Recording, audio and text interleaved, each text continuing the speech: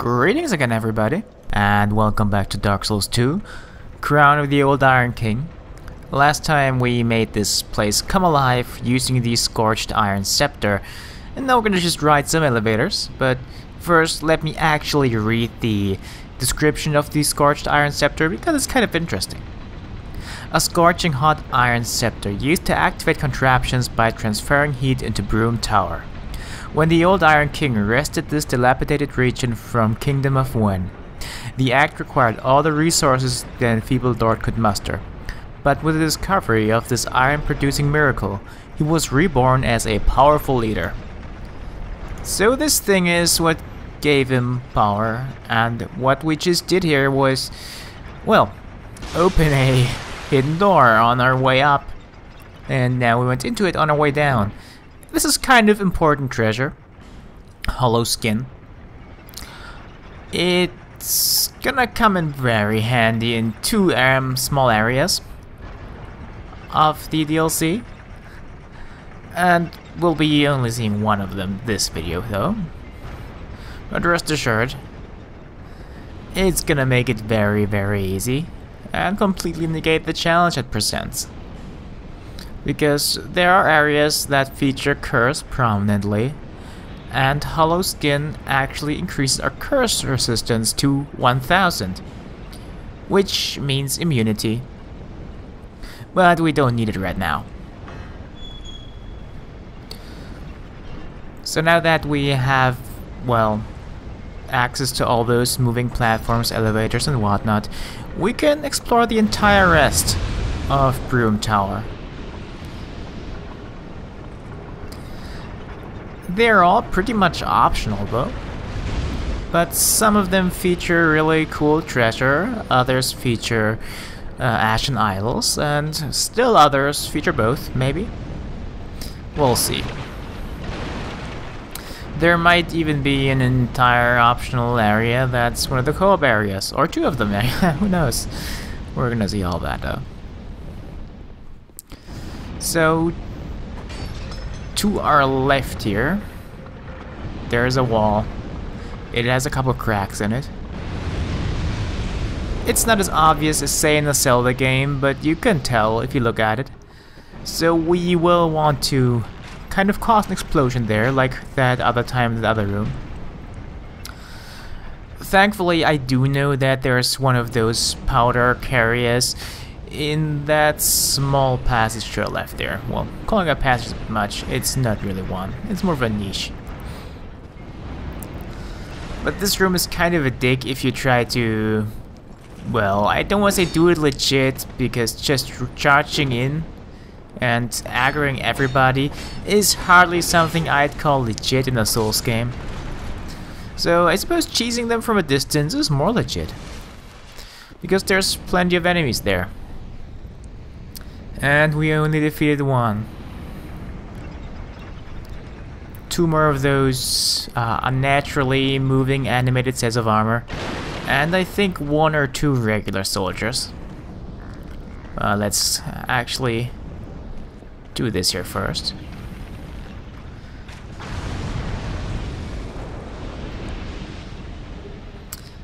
And Dispelling Ring is the ring that increases all our elemental resistances, and having a +1 next to it makes it more useful.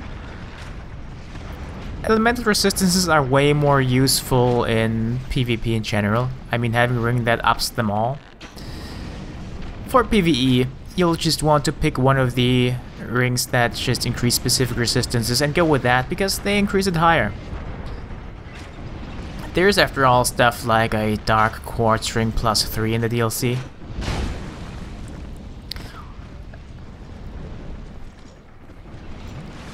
Oh yeah, this room is basically done with. It's not exactly one of my favorite challenges of the DLC, because the only way I've found to beat it that isn't really frustrating involves just cheesing everything. Going in close will be pretty lethal, I would guess. Not that I ever tried, but fighting 3 of those animated armors and 2 or 3 of those soldiers at the same time can hardly be very fun. But yeah, we're already out of the area.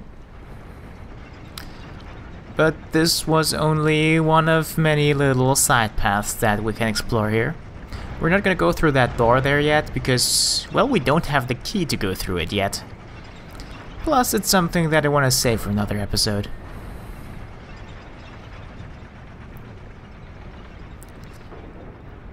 So we could actually ride the elevator back up to the top of the tower where the bonfire was, but we're not gonna do that. There's only one treasure there, and I actually forgot whether it's worth it or not. But probably not. Now this next platform is kind of tricky. It looks like you can just jump down to the next one and then down, and you can, but it sometimes acts in a weird way. So be very careful when you do that. And this is actually a room we've already been to. And I don't know what that treasure is that's protected by the flames, but I don't think it's worth it by any stretch of the imagination. I am not gonna pick it up ever. I am not even gonna look it up because, well, it's probably just something lame like a life gem or, hell, maybe a bright bug.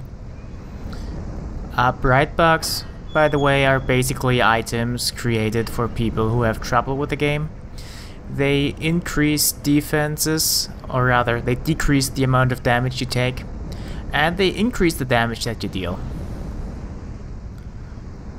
But even though that's very, very useful, bright bugs are in a very, very limited supply. You can buy like 3 of them from Melentia and find a couple of them in the DLC areas. And here we have the Simpleton's Ring. You might remember the Dark Wood Grain Ring from Dark Souls, which basically allowed you to do ninja flips. This is kind of like that, only you don't do ninja flips. You kind of dissolve into smoke when you dodge. And I've actually equipped that ring, so we're gonna see that. I think all it really does is to show you when your invincibility frames are actually active, which can be really useful for figuring out proper dodge timings and gauging easier whether or not you should go for a dodge or not. Might help you get a little bit of a better feeling for the entire process. But yes, fighting this guy right now is an exercise in not futility but frustration, because he will constantly get healed by that Ashen Idol hidden behind that door. So you'll want to take that out first. Either that or lure that guy out, or as far away from that thing as possible so he doesn't get healed anymore.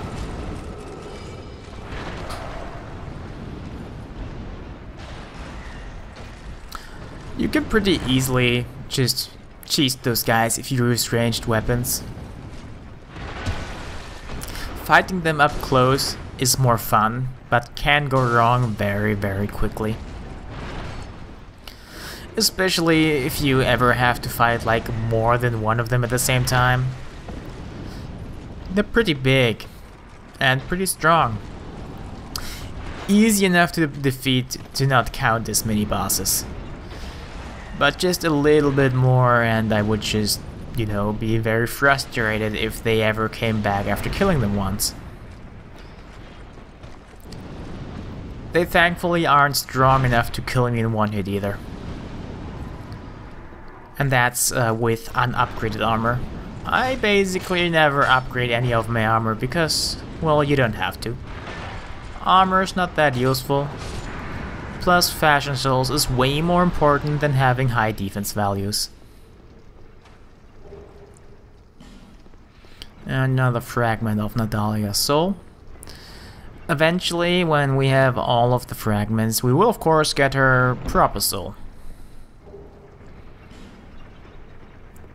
But we'll actually get to that when we get to that. For now, we just have those rooms to explore with some treasure. Though they aren't really rooms. What was there once probably was a balcony of sorts, but it fell off.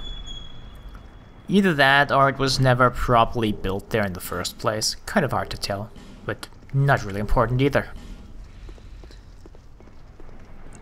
And there we got a broadsword +7. It is the starting weapon of the knight class, which is a pretty good starting class as far as I'm concerned, though it doesn't start with a shield. The broadsword I'm not a big fan of though. It has way too many swings for me to actually enjoy it a lot. Straight swords in general, as I already pointed out, are a lot more swingy and less stabby. I like my straight swords to have stabbies and slashies, but few of them have that actually, which is sad.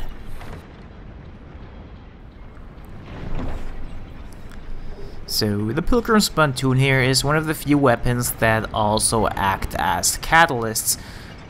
This one can cast sorceries and, well, hexes of course. And this is what I mean by jumping down there sometimes works weirdly. It kind of made me fly out faster than I should. And let's not worry about that. I want to go down anyway, and that's where I am now. All that means is just that to get my souls back, I have to go back up, which I won't do because I don't care. Once you're far enough, losing souls won't really mean much or anything at all to you anymore. You can still level up, but leveling up requires a ludicrous amount of souls, and the gain from it isn't really that good. Though in our case we could still pump a few points into strength and dexterity to be able to equip more weapons. We only meet the minimum stat requirements for the Espada Ropera after all, but it still works out. I mean, you see me using it here. It doesn't do as much damage as it could, but it works out very well for me. No. Look at this, another one of those big guys. It's generally best to lure him into this room. It doesn't always work, because they leash back. Ideally, you'll somehow manage to make him explode. But, well, if that doesn't work out for you, you could just fight him outside here and fight him legitimately. And yeah, a lot of people have a lot of trouble with those guys. I mean, they're pretty tough. But what scares off most people is just the fire that comes out of their shoulders. But even if it hits you, it doesn't do that much damage. I mean, it hit me twice, I think, here, and look at that. I only have taken so little damage. And I blocked almost a full combo of his swings too, with a shield that's not even a great shield, but just a medium-sized shield. One of the best medium-sized shields, granted, but still. The final hit staggered me though, and I had to dodge at the last second. And of course there's another one. If they're gonna come out of the ground, there's gonna be plenty. And that's why I recommend just luring them in here, because obviously they can't come out of the ground if the ground is solid rock. Most of those items here aren't really too special, just some Titanites and other consumables. So let's just finish off the third one. And we're done. There's 3 of those guys here. The final one has a huge ass mace instead of a huge ass club. Sadly, he does not drop the giant mace. But it's not really that cool looking anyway. But yeah, we got the tower key, which is what we came here for. It opens a bunch of doors inside the tower. Basically, the only doors that are locked with a key. So you can say it works for every door, period. The first one is actually right over there. just gonna go down there now, but not actually fully explore that part of the map because, well, it is the first of 2 co-op areas.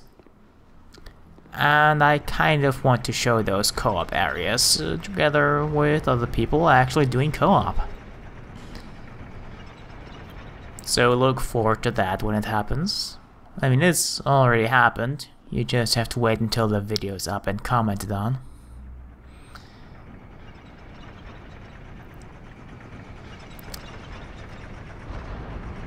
The worst part about this second half of the DLC is the waiting for elevators. It's not as bad usually though. Just can get kind of annoying if you want to get places, but have to wait. So yeah, there's a bonfire right here, so let's just warp right back upstairs. Because we're not going there yet. Instead, there is another door here, which also requires the key.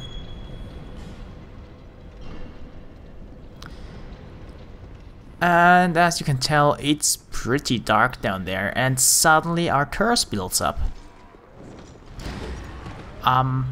There is an ashen idol down there that causes this curse effect. So this is a pretty good spot to actually use the hollow skin, because we won't have to worry about the curse at all and just worry about the enemies. And while I did say it completely negates the challenge of these areas here, this is not necessarily true.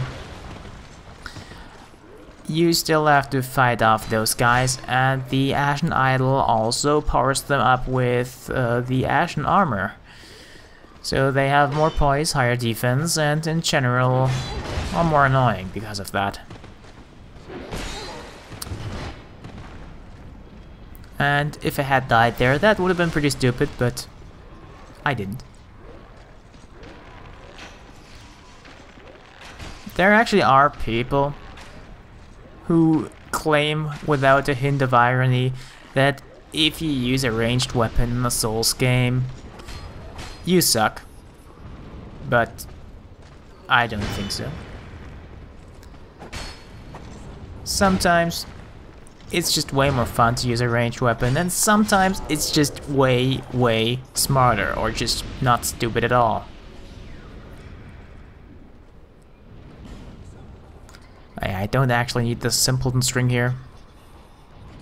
Just gonna switch back to my usual gear here. Having the Leering equipped might help me do a little more damage if I actually get in a counter hit. Because that's what the old Leering does, much like the Leering in the first game. If you hit an enemy during an active frame of their attack animation, you will do some extra damage. If you do a perfect counter, whatever that means, I am not entirely sure, you do a little more damage. At least I've noticed some variance in that, or maybe it only works on perfect counters. I'm not even entirely sure, and I'm not sure anyone is. Well, there's probably someone who's gonna correct me now, but whatever. So the worst guy down here is that animated armor. Because as long as that Ashen Idol is nearby, he will just come back to life every time we kill him. It's not even worth killing him as long as that Ashen Idol is still alive. The only thing you can do while it's down for a couple seconds is run away and de-aggro it. Otherwise it's just gonna come and try to kill you again. And out of the enemies from the DLC, those are the ones that actually have really high poise. The other ones don't have it, even though I hear people kind of complaining that all the DLCs have high poise enemies. But this isn't true. It's really only the first one which prominently features them, and well, this one too, with those enemies at least. But it makes sense for those enemies to have high poise because they don't actually have any physical bodies, they're just, well, suits of armor that are animated somehow. And Fire Snake is a pretty sweet pyromancy. You saw me use it in the co-op video for the first DLC. And it's pretty useful. Creates kind of a homing flame pillar or wall of flames. And it does good damage too.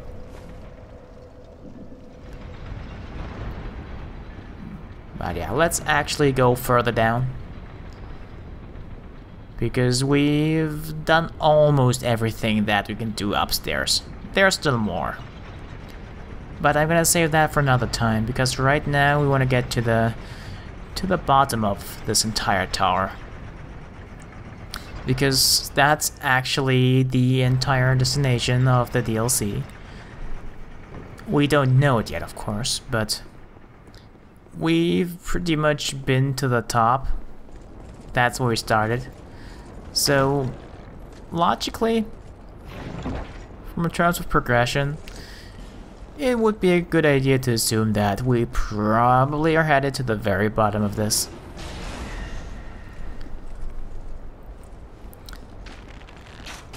This set of challenges here is kind of weird.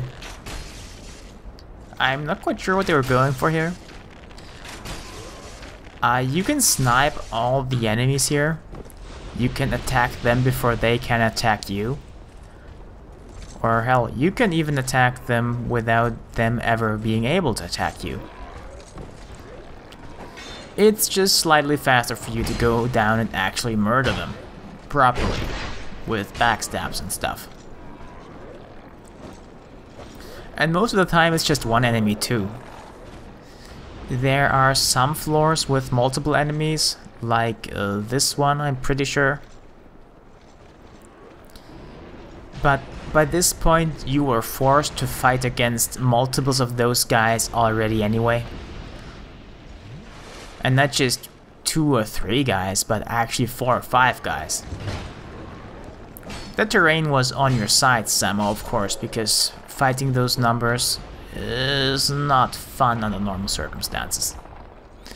And you don't want to step on that crumbling floor. Because if you actually step on it without being careful, you will just break through all of it. And it never happened to me, but I would assume that you actually die if you break through all of it. Like you can see, there's 1 floor, 2 floors, and a 3rd one down below.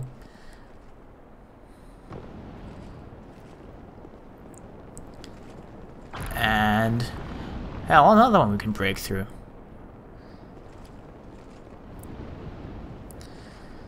But yeah, still gonna cheese everything. Again, I'm not entirely sure what they were going for. As a last bit of challenge before the boss, this is actually kind of laughably easy compared to what we've seen so far.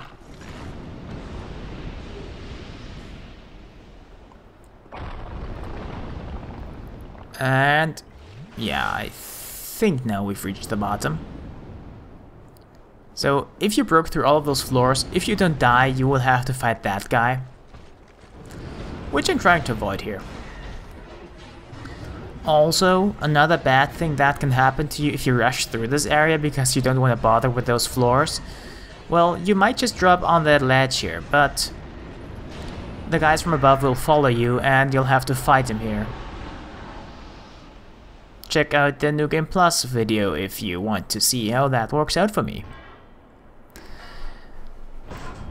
For now, we've finished the worst. Well, except this room's kind of tough unless you run right through it, and I would recommend running right through it.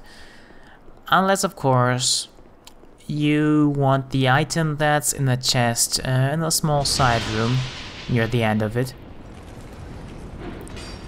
But whether or not you want to pick that up is completely up to you, because the item inside it is not one that I usually use, at least. But yeah, as you can see, that guy is kind of afflicted with the Ashen Armor. So his health bar will not disappear. Let's just run away so he doesn't just de-aggro. This is the best way to do it. But hey, look, there's another one. Which is bad. And fighting two of those guys. One of them is actually pretty annoying in this this area here. Because you never really know if you actually de-aggro the first one. Sometimes he just really seems to follow you and try to kill you. And I kind of got lucky, because I only have to deal with one of those weird armor guys. And you can of course rush in here, open the chest and take what's in it, but they will come and block your path out. This has happened to me before, so I'm not doing it again, and I will actually fight them. But, as I said, if you don't want what's in there, you can just run. There's nothing else here aside from those enemies.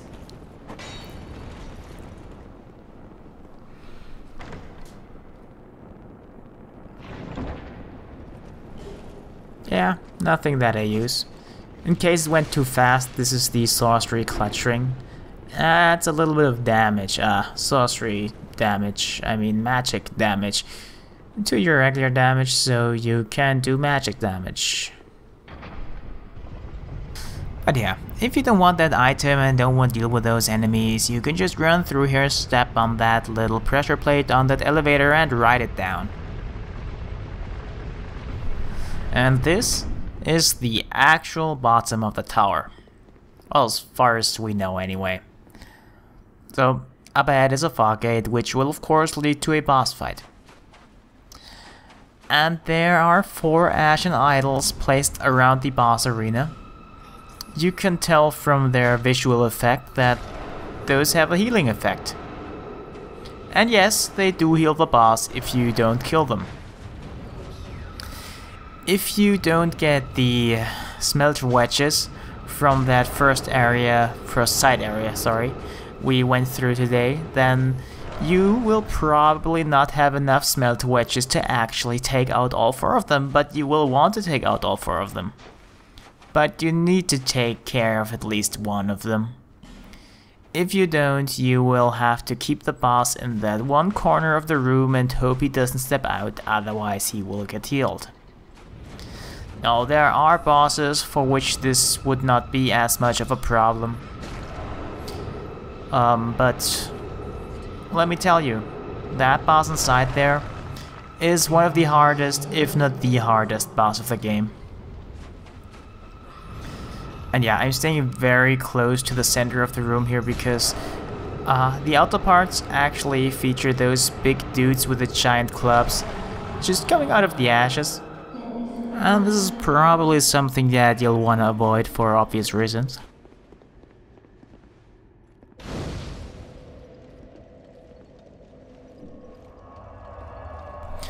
And there's a bonfire here, which is probably one of the most respawned on bonfires. Pretty much exclusively due to the boss which we are about to face. As I said, one of the hardest of the game.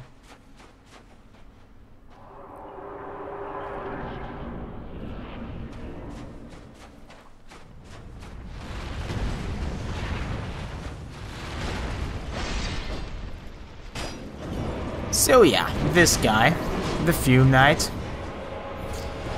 he's very, very, very tough. He takes a ton of hits.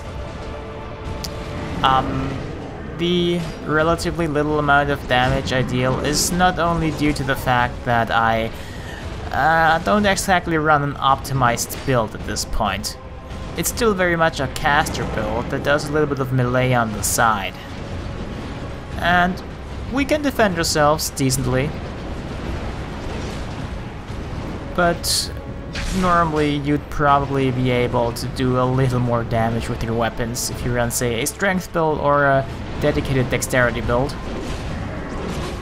Or you could use magic, I suppose, but as far as I know, this guy is very resistant to dark.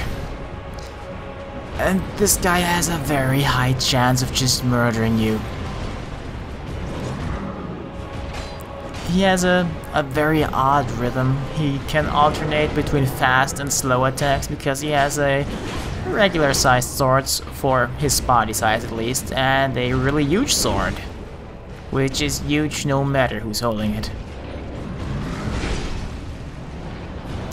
And this downward swing is usually a pretty great opportunity to actually get in a couple hits, because you can just dodge to the side of it and be done.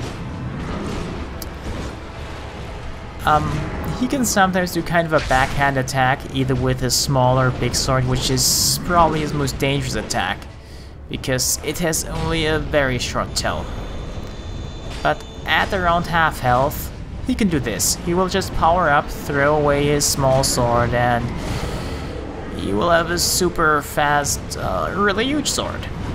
According to most people, this phase is easier. I tend to disagree. Though this time around I had more trouble with the first phase. The thing is that in this second phase it gives you way less opportunities to actually heal, or to get in a good hit without having to fear immediate counterattacks. There's still a couple opportunities though. We've just seen his really slow powered up swing. As you can see, he has a really huge range. I would normally, and this is counterintuitive I know, recommend to dodge it with the attack, because regularly you would dodge against the attack to minimize the amount that you touch its hitbox. But dodging with it, well, you don't exactly want to touch the hitbox anyway. You just want to get away from it. You'll have to dodge twice to do that. It's the safest way to actually dodge the attack as far as I figured out. But if you can get catched at the start of the animation, you can also dodge with the attack no problem, or if you know just how to dodge anyway. But if you want to play it safe, dodge with it, even though it just did not work out for me here, because I only dodged once, foolishly enough. And this little attack where he rams his sword in the ground, well, it'll have an AoE blast followed by those orbs, but if you just get away and then dodge through the orbs, or spell parry them, if you have a spell parry shield, you'll be fine.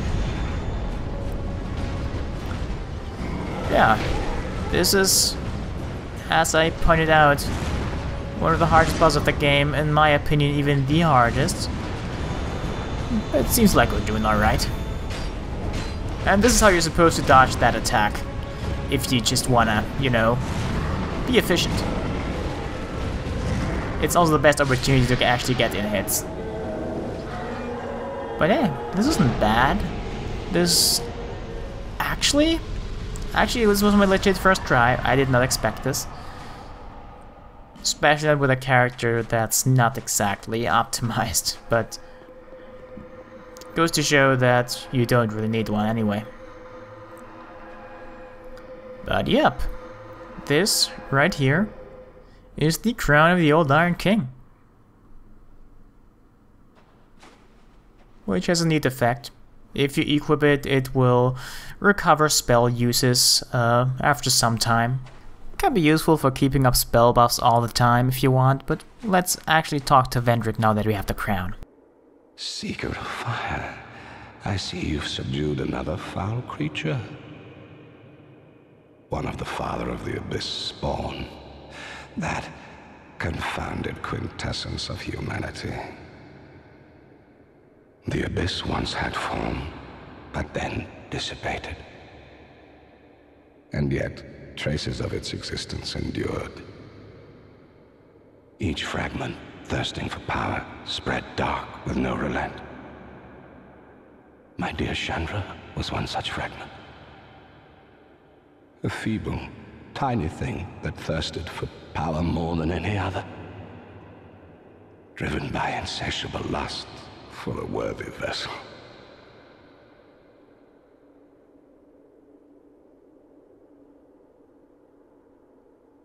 Fire came to be, and with it, disparity. Heat and cold, life and death, light and dark.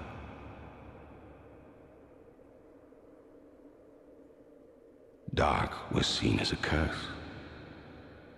Shadow is not cast, but born of fire.